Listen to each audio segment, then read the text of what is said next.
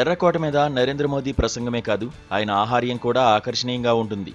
ఏటా కొత్త రకం తలపాగాతో, దానికి అతికెట్టుగా ఆకట్టుకునే దుస్తులతో ప్రధాని దర్శనమిస్తుంటారు. 80వ స్వాతంత్ర్య దినోత్సవం సంఖ్యరీత్యా మరింత విశేషమైంది కనుక ఆయన ఈమారు ఎర్రని రాజస్థానీ తలపాగా జతగా తెల్లటి కుర్తా, చాక్లెట్ బ్రౌన్ వెస్ట్ కోట్తో కనిపించారు. దేశభక్తిని చాటేలా ఎంతో ముచ్చటపడి మూవన్నెల పాకెట్ స్క్వేర్ను ధరిస్తే దాని అమరికలో తేడాల వల్ల కాబోలు విపక్షాలకు, గిట్టని వారికి అది ఐర్లాండ్ జెండాను స్ఫురింపజేసింది. ఇక ఆయన ఎప్పట్లాగానే అద్భుతంగా ప్రసంగించారని మెచ్చుకుంటున్నవారు, అందులో బొద్దింకల ఉద్యమం ప్రభావం చూస్తున్నవారు కూడా ఉన్నారు. ఏ హోతీ హై రఫ్తార్, ఏ హోతా హై విస్తార్ అంటూ భారత్ సమస్త రంగాల్లో సాధించిన ప్రగతంతా గత పుష్కర కాలంలోనే జరిగిందన్న రీతిలో ఆయన ప్రసంగం సాగింది. దేశ విభజన కష్టాలు, కన్నీళ్ల గురించి చేసిన ఆ ప్రస్తావన కూడా 2014కు ముందు అవి తప్ప ఏమీ లేవని చెప్పడంగా విపక్షాలకు తోచింది. ఇక సర్వరంగాల్లోనూ వేగంగా జరిగిన ఈ వృద్ధి తాను ఆశించిన వికసిత భారతాన్ని ఆవిష్కరించిందంటూ ప్రధానంగా జంజీని ఆకట్టుకునే కొత్త మాటలతో ప్రధాని ఆ ఎదుగుదల మీద చాలా చెప్పుకొచ్చారు. యువశక్తి, లబ్ధిదారులు అంటూ యువత లక్ష్యంగా ఆయన ప్రకటించిన కార్యక్రమాల మీద కాక్రోచ్ ఉద్యమం ప్రభావం ఉండి ఉండవచ్చు. 1 కోటి మంది యువతకు ఏఐ నైపుణ్యాల్లో శిక్షణ ఇస్తామనడం, పోటీ పరీక్షలకు ఉచిత ఆన్లైన్ కోచింగ్ ప్రకటన వంటివి మెచ్చవలసిన ఆలోచనలే. జనగణనలో యువత చురుకైన పాత్ర పోషించాలని కోరడమే కాక దాని ఆధారంగా పథకాలు, విధానాలు రూపుదిద్దుకుంటాయని చెప్పడం వెనుక ఏదో లక్ష్యం ఉండే ఉంటుంది.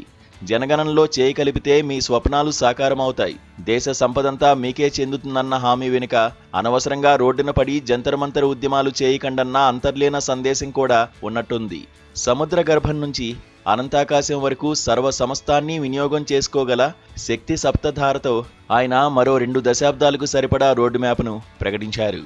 ఇక మహిళా బిల్లుకు విపక్షాలు మోకాలడ్డుతున్నాయన్న విమర్శ అధికార పక్షం నుంచి ఉన్నదే కానీ చట్టసభల్లోకి మహిళలను రానివ్వండంటూ విపక్షాలను అభ్యర్థించడానికి ఈ ఎర్రకోట ప్రసంగాన్ని కూడా ప్రధాని వాడుకున్నారు.